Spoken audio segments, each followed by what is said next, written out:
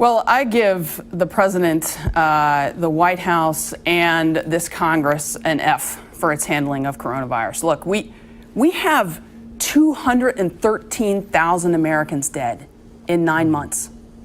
That's more Americans dead than World War II, Korea, Vietnam, Persian Gulf War, Iraq and Afghanistan wars combined. And Senator McConnell thinks we've done a good job. We have 5% of the world's population, 25% of the world's COVID cases. And we still have a president in mixed messages from this White House on how to handle this virus.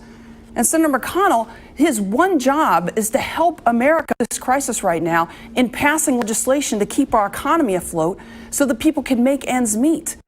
And instead of doing that, he is trying to ram through a Supreme Court nominee right now, instead of negotiating, which is what he should have been doing all summer long to make that happen.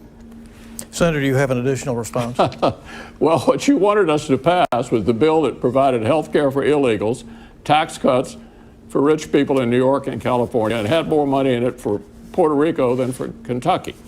Yeah, we've been negotiating, trying to put something reasonable together that actually attacks the problem. I laid out a bill in the Senate about a month ago that provided liability protection so that people didn't get sued as a result of how they handle this. Kids in school, jobs, health care.